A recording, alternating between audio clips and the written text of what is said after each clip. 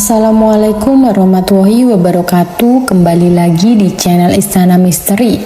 Untuk kisah yang akan saya bawakan kali ini yaitu sebuah kisah yang berjudul Pesugihan Juragan Lele Menumbalkan Saudara Kandung. Dan sebelum kita lanjut ke ceritanya, tekan dulu tombol like video ini dan jangan lupa tekan juga tombol subscribe channel ini. Nyalakan juga lonceng notifikasinya agar tidak ketinggalan cerita-cerita baru dari channel ini. Dan seperti apa untuk kisah kali ini, langsung saja kita masuk ke ceritanya.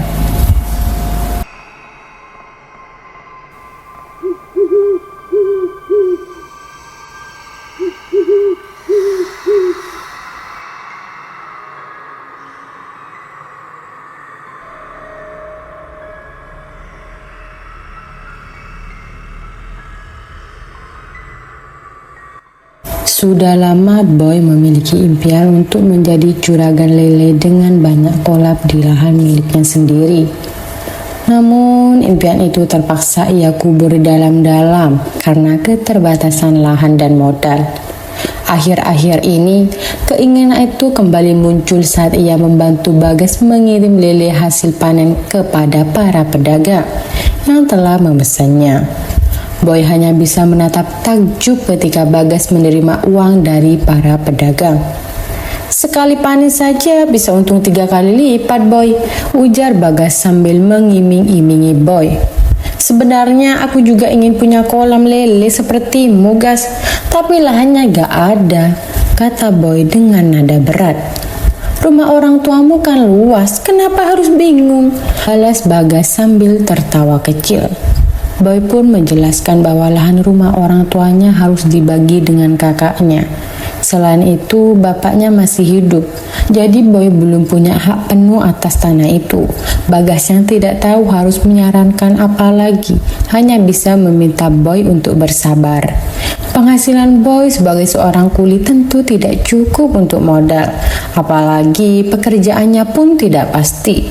Saat ini Boy lebih sering menganggur di rumah karena tidak ada panggilan untuk menjadi kuli bangunan. Melihat kondisi Boy, Bagas merasa kasihan dan menawarinya pekerjaan. Tawaran itu langsung Boy terima tanpa berpikir 2 kali. Sejak saat itu, Boy resmi menjadi karyawan teman sendiri. Keesokan harinya, Bagas mengajari Boy tentang pekerjaan ini, agar kelak Boy bisa menjalankan tugasnya dengan mandiri.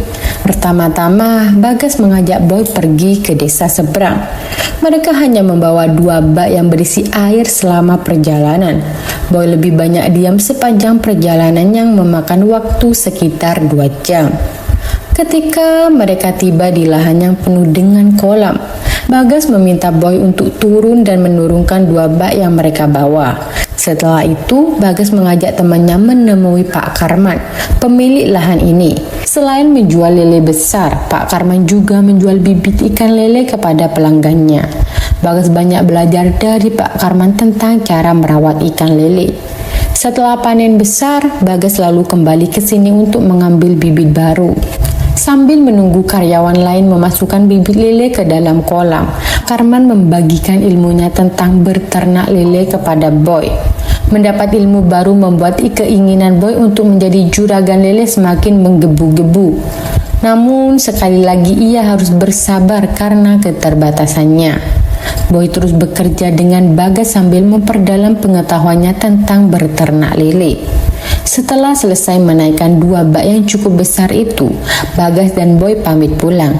Sepanjang perjalanan, Boy membayangkan jika suatu hari nanti usaha lelenya berhasil, mungkin ia tidak akan lagi duduk di samping Bagas, melainkan menikmati hasil jerih payahnya sendiri. Saat tiba di pekarangan yang dipenuhi kolam lele, Bagas meminta bantuan Boy untuk menurunkan bak-bak tadi. Boy pun membantu dengan antusias. Setelah selesai, Bagas mengajak Boy untuk mengecek kolam-kolamnya sambil menjelaskan berapa banyak air yang diperlukan untuk mengisi kolam dan suhu yang tepat. Boy mendengarkan dengan seksama, menyerap setiap informasi yang mungkin berguna baginya di masa depan. Boy sudah lama menyimpan keinginan untuk menjadi juragan lele dengan banyak kolam. Namun mimpi itu harus ia kubur dalam-dalam karena terbatasnya lahan dan modal. Belakangan, keinginan itu kembali muncul saat dia membantu Bagas mengirim lele hasil panenan kepada para pedagang yang sudah memesannya. Boy takjub melihat Bagas menerima uang dari para pedagang, menyadari bahwa sekali panen saja bisa menghasilkan untung yang besar. Hari demi hari, Boy semakin mahir dalam pekerjaannya. Dia mulai mengerti cara mengisi kolam, menabur benih dan merawat lele-lele itu dengan baik. Bagas juga mengajarkan cara bernegosiasi dengan para pelanggan, yang membuat Boy semakin yakin bahwa suatu hari nanti dia juga bisa sukses seperti Bagas. Namun kabar buruk datang. Bapaknya jatuh sakit dan harus dirawat di rumah sakit. Selama 2 minggu, Boy dan kakaknya Hasan bergantian menjaga bapaknya. Meskipun akhirnya diperbolehkan pulang, 3 hari kemudian bapaknya meninggal dunia.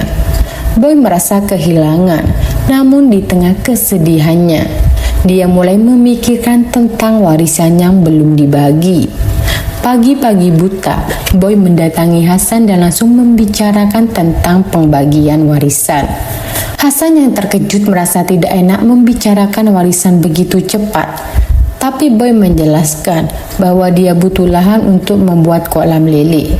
Setelah berdiskusi, Hasan akhirnya setuju untuk membagi warisan dengan Boy mendapatkan sawah bapaknya. Dengan lahan sawah yang kini dimilikinya, Boy segera mulai membangun kolam lele. Bagas yang mendengar rencana Boy menawarkan bantuan modal. Selama berbulan-bulan, Boy bekerja keras membangun 2 kolam ikan lele di atas lahan sawah itu. Ketika kolam-kolam itu akhirnya rampung, Boy merasa bahagia melihat mimpinya mulai terwujud.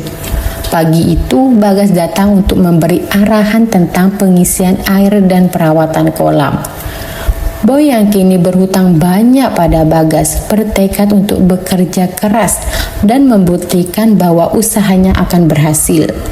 Dengan bimbingan Bagas, Boy mulai menabur benih ikan lele ke dalam kolam barunya, mengawali langkah pertama menuju kesuksesan yang telah lama ia impikan. Bagas dan Boy telah menjalani hari-hari yang penuh tantangan dan peluang. Setelah Boy berhasil membangun 2 kolam lele dengan bantuan Bagas, kini saatnya untuk mengelola kolam tersebut dengan baik. Namun ambisi Boy untuk sukses seperti Bagas mulai mengarah ke jalan yang gelap. Ketika Boy merasa begitu berhutang budi kepada Bagas, dia berusaha keras merawat kolam lelenya. Setiap hari dia memperhatikan perkembangan ikan-ikannya yang semakin besar. Hingga suatu hari, Pak Agus, pelanggan tetap Bagas yang memiliki warung makan terkenal, datang dan tertarik membeli seluruh ikan lele di 2 kolam Boy. Boy yang masih baru dalam dunia bisnis ini sangat senang dan sekaligus terkejut dengan tawaran Pak Agus. Dengan obrolan mereka, Boy tanpa sengaja mengungkapkan keinginannya untuk sukses besar seperti Pak Agus. Dengan nada serius, Pak Agus berbicara tentang pesugihan, sebuah jalan pintas menuju kekayaan yang seringkali melibatkan perjanjian dengan kekuatan gaib. Boy yang sudah terpengaruh oleh kesuksesan Pak Agus menjadi tertarik. Meskipun Pak Agus memperingatkan tentang bahaya dan konsekuensinya, Boy yang sudah gelap mata tidak berpikir panjang. Pak Agus akhirnya mempertemukan Boy dengan Mbah Jambrong, seorang dukun terkenal yang menawarkan pesugihan dengan syarat yang tidak mudah. Saat bertemu Mbah Jambrong, Boy merasakan ketakutan yang luar biasa. Namun, tekadnya untuk sukses lebih kuat daripada rasa takutnya. Mbah Jambrong memberi Boy syarat yang mengerikan. Boy harus mencari dan mengambil tali kafan dari jenazah yang meninggal pada Selasa Wage, sebuah hari yang dianggap memiliki kekuatan mistis. Dengan hati yang diliputi kekhawatiran, Boy keluar dari rumah Mbah Jambrong dan segera menceritakan syarat tersebut kepada Pak Agus. Meskipun merasa ngeri, Boy tetap bertekad untuk melanjutkan rencananya. Pak Agus menyarankan Boy untuk sering mengecek kalender dan mencari tahu siapa yang meninggal pada hari tersebut. Hari-hari berlalu dengan cepat. Boy yang kini semakin gelisah akhirnya menemukan bahwa hari ini adalah Selasa Wage. Dia berkeliling dari desa ke desa hingga akhirnya menemukan sebuah pemakaman dengan orang-orang yang berkumpul. Dengan rasa gugup, Boy pura-pura akrab dan bertanya kepada orang-orang di sana, "Siapa yang meninggal, Pak?" Langkah Boy kini berada di ujung batas antara kenyataan dan dunia yang penuh dengan kegelapan. Syarat yang mengerikan dari Bajambrung sudah di depan mata, dan Boy harus membuat keputusan yang akan menentukan nasibnya. Setelah meramalkan doa-doa, Bajambrong membuka matanya perlahan, menatap Boy dengan tatapan tajam yang seolah menembus ke dalam jiwanya. "Tali pocong ini sudah diikat dengan doa-doa pelindung," ujar Bajambrong dengan suara yang dalam dan berwibawa. "Tapi ingat, pesugihan ini bukan tanpa risiko. Kamu harus siap menanggung segala konsekuensinya." Boy menelan ludah, tubuhnya gemetar sedikit. Dia tahu bahwa dia sudah terlanjur masuk terlalu jauh untuk mundur sekarang. Bajambrong lalu melanjutkan, "Mulai sekarang, setiap malam Jumat Kliwon, kamu harus memberikan sesaji berupa ayam hitam dan minyak wangi di kolam lele itu. Jika kamu gagal memberi sesaji atau terlambat, tidak hanya kekayaanmu yang hilang, tetapi hidupmu juga akan terancam." Boy mengangguk patuh, meskipun hatinya masih penuh dengan ketakutan dan keraguan. Bajambrong menyerahkan tali pocong yang sudah diolah itu kepada Boy. "Simpan ini di tempat yang aman, di bawah kasurmu. Jangan pernah biarkan orang lain tahu keberadaannya," perintah Bajambrong. Dengan tali pusat pocong di tangannya, Boy pulang ke rumahnya. Sesampainya di rumah, dia mengikuti instruksi Bajambrong dan menyimpan tali pocong itu di bawah kasurnya. Malam itu, Boy tidur dengan perasaan campur aduk antara ketakutan dan ambisi akan kekayaan yang dijanjikan oleh pesugihan tersebut. Hari-hari berikutnya, Boy menjalani rutinitasnya seperti biasa. Namun ada yang berbeda. Kolam lelenya kini tampak lebih subur dan ikan-ikan lelenya tumbuh lebih cepat dari biasanya. Bisnis lelenya pun berkembang pesat dan pesanan dari Pak Agus hanyalah awal dari kesuksesannya. Namun di balik kesuksesannya, Boy tidak bisa menghilangkan bayangan pocong dari mimpinya. Setiap malam Jumat Kliwon, dia dengan cermat menyiapkan sesaji sesuai dengan yang diminta. Namun, rasa takutnya semakin membesar, terutama ketika dia mulai mendengar suara-suara aneh di sekitar kolam lele pada malam hari. Suara seperti seseorang yang berjalan di sekitar kolam, gemericik air yang tidak wajar, dan desahan yang membuat bulu kuduknya berdiri. Mimpi buruknya pun berlanjut. Setiap kali dia bermimpi, pocong itu selalu muncul, lebih dekat dan lebih menakutkan.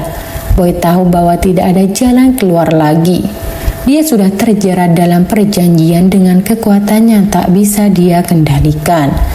Pada suatu malam Jumat Kliwon, ketika Boy sedang menyiapkan sesaji di tepi kolam, tiba-tiba angin kencang berhembus, membuatnya hampir kehilangan keseimbangan. Di antara suara angin, dia mendengar bisikan samar, "Waktumu sudah tiba, Boy." Boy menoleh dengan panik, tapi tidak ada siapa-siapa. Dengan tangan gemetar, dia segera meletakkan sesaji di tempat yang telah ditentukan dan berdoa agar semua ini segera berakhir. Tapi di dalam hatinya, Boy tahu bahwa ini baru permulaan dari kutukan yang akan menghantuinya selamanya. Boy terus menjalani kehidupannya dengan rasa takut yang semakin hari semakin besar. Selalu menunggu malam Jumat Kliwon berikutnya dengan perasaan cemas. sambil berharap bahwa keputusannya untuk mengikuti pesugihan tidak akan menjadi penyesalan terbesarnya. Saat Boy melaksanakan ritual bersama Mbah Jambrong, suasana berubah menjadi sangat panas, baik secara fisik maupun emosional. Ketakutan dan kecemasan mulai merayap ketika Boy diharuskan memberikan tumbal berupa 2 ekor kambing. Adegan penyembelihan kambing yang berdarah-darah yang bahkan mengenai tubuh Boy semakin memperkuat atmosfer seram yang menegangkan. Boy kemudian merasakan dampak dari pesugihan tersebut. Meskipun awalnya dia merasa puas karena mendapatkan uang dalam jumlah besar dari hasil panen ikan lele, ketakutan terus menghantui dirinya. Ketika dia bermimpi tentang pocong, ketakutan itu menjadi nyata dan dia bahkan memohon perlindungan dari Mbah Jambrong. Namun, Mbah Jambrong menegaskan bahwa Boy harus menerima segala risiko yang menyertai pesugihan tersebut. Boy awalnya ketakutan saat melihat pocong di kolam lelenya dan di rumah. Namun, ketakutan itu perlahan memudar setelah dia terbiasa dengan kehadiran makhluk tersebut. Bahkan, ketenangan Boy yang tiba-tiba saat melihat pocong di halaman rumahnya menandakan bahwa Boy mulai kehilangan rasa takut. Mungkin karena kesadaran bawah sadarnya yang menerima nasibnya sebagai bagian dari perjanjian pesugihan. Keesokan harinya, Pak Agus muncul, mempertegas si Boy yang semakin tenggelam dalam pesugihan. Pak Agus dengan senyuman sinisnya mengusulkan ide yang sangat jahat, menggunakan santet untuk menyingkirkan kakaknya agar Boy bisa mengambil alih seluruh lahan keluarga dan memperbesar usaha kolam lelenya.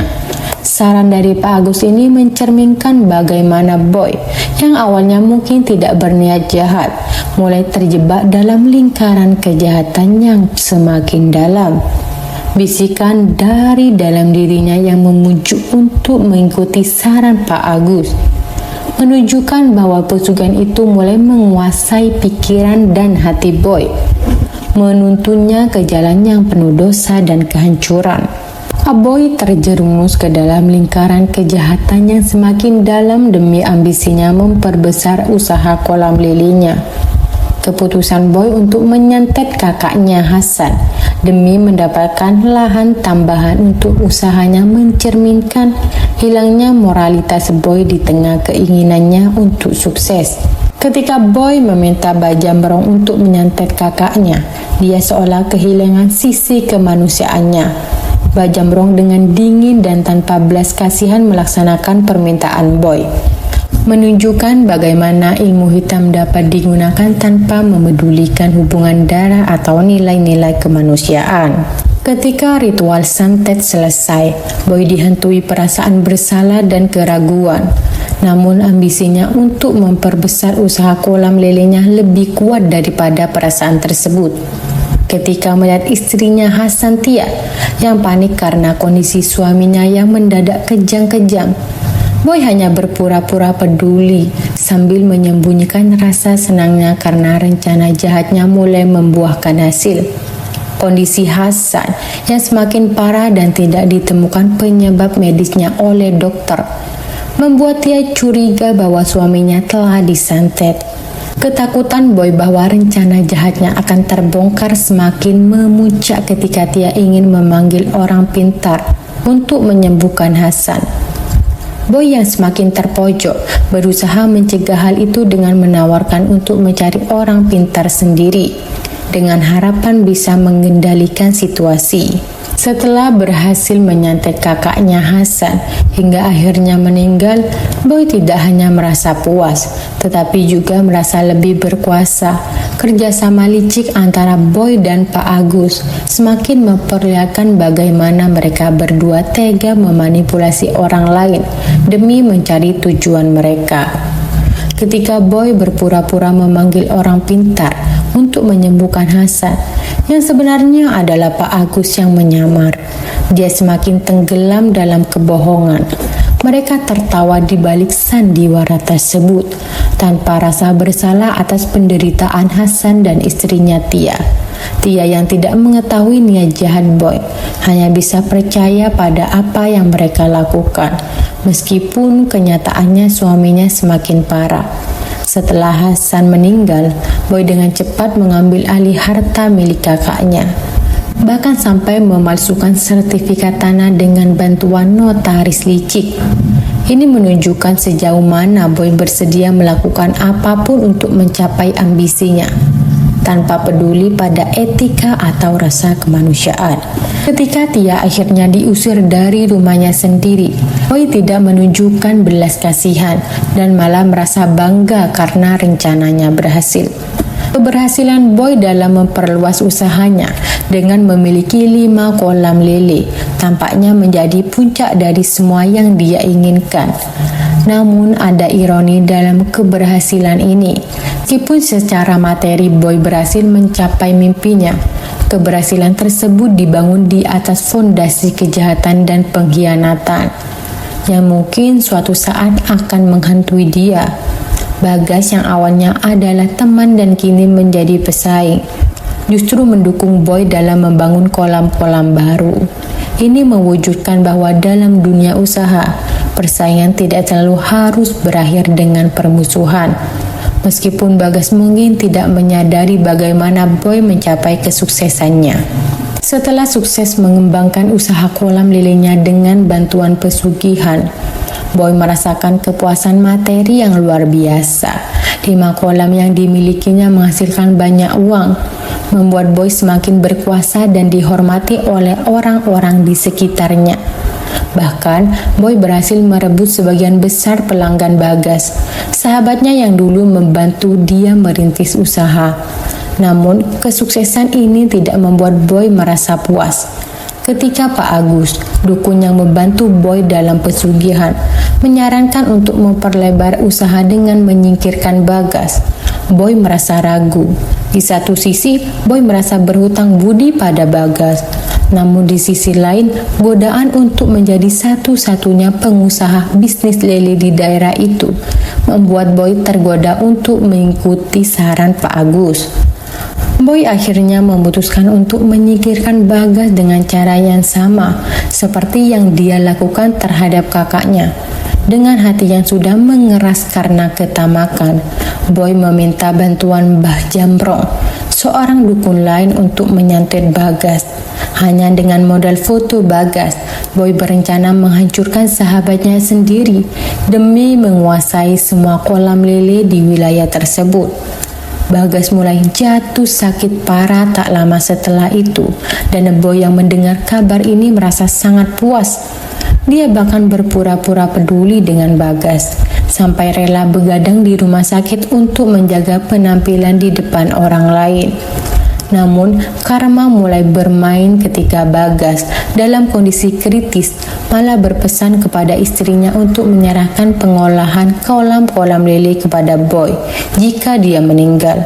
Pesan ini yang seharusnya membuat Boy senang, justru menjadi awal dari kebingungan dan kegelisahan. Sesuatu yang tidak terduga terjadi ketika kondisi Bagas mulai membaik setelah menyampaikan pesan itu.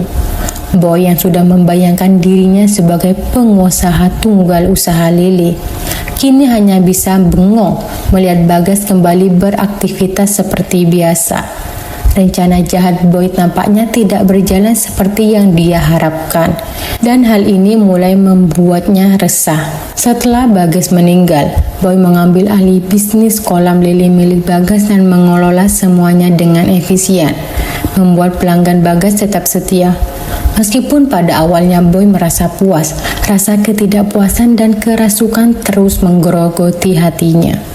Ia mulai melanggar kesepakatan dengan istri Bagas dan mengambil semua keuntungan untuk dirinya sendiri. Ketika istri Bagas mencoba menuntut haknya berdasarkan kesepakatan awal, Boy menunjukkan sikap yang tidak berperasaan dan terus mengejar ambisinya. Dia bahkan mengancam akan melaporkan istri Bagas ke polisi dan mengambil sertifikat tanah yang seharusnya milik istri Bagas. Boy memanfaatkan posisi dan kekuasaannya untuk merampas apa yang seharusnya menjadi hak orang lain. Kehidupan Boy kini dikelilingi oleh 9 kolam lele yang menghasilkan banyak uang. Tetapi dia tetap merasa tidak puas. Ketidakpuasan ini membawanya untuk terus mencari cara untuk memperbesar bisnisnya tanpa memikirkan dampaknya terhadap orang lain. Suatu hari, seorang kakek-kakek datang ke kolam lele Boy. Kakek ini mungkin menjadi simbol peringatan atau karma yang akan menghampiri Boy. Kehadiran kakek ini bisa jadi pertanda bahwa tindakan Boy yang jahat akan mulai mendatangkan konsekuensi yang tak terduga. Karma seringkali hadir dalam bentuk yang tidak disangka-sangka, dan kehadiran kakek ini bisa menjadi awal dari pembalasan yang akan menimpa Boy. Setelah mengabaikan kakek buta yang meminta bantuan dan mendapatkan keuntungan besar dari bisnis lele, Boy mulai merasakan konsekuensi dari tindakannya. Dia menghadapi masalah ketika semua lilenya mulai berbau busuk dan tidak bisa diterima oleh pelanggan. Ketika mencoba menghubungi Mbah Jambrong, Boy merasa bahwa pesugihan yang dijalankannya mulai tidak efektif lagi. Mbah Jambrong mengabaikan tuduhan Boy dan memberi peringatan yang semakin membuat Boy merasa tertekan dan bingung. Boy berusaha keras untuk memperbaiki keadaan dengan membeli obat dan merawat lelenya dengan lebih baik. Namun, semua usahanya sia-sia karena ikan lelenya mati dalam jumlah besar. Ketika usaha lelenya bangkrut, Boy hanya memiliki sedikit uang untuk kebutuhan sehari-hari dan harus menjual sebagian lahannya untuk mendapatkan modal. Sementara itu, Boy mendatangi Mbah Jambrong lagi yang mengingatkan tentang tumbal yang harus diberikan. Boy menolak untuk memenuhi tuntunan tersebut dan terus mengalami kesulitan. Karma atas dosa-dosa dan keputusan untuk mengabaikan peringatan dan menyingkirkan orang yang lemah mulai menghampirinya. Boy dihantui oleh pocong dan merasakan teror yang mengganggu tidurnya. Dia mengalami penyesalan yang mendalam dan merasa tertekan oleh semua kesalahan yang telah dilakukannya.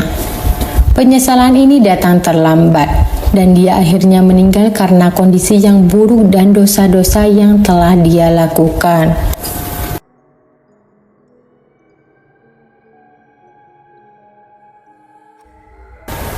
Baik teman-teman, sekian untuk kisah kali ini. Bagaimana menurut kalian tentang kisah ini? Tulis di kolom komentar, dan buat teman-teman yang baru bergabung, jangan lupa untuk like, comment, share, serta subscribe channel ini. Dan nantikan kisah-kisah horor berikutnya tetap di channel Istana Misteri. Terima kasih. Wassalamualaikum warahmatullahi wabarakatuh.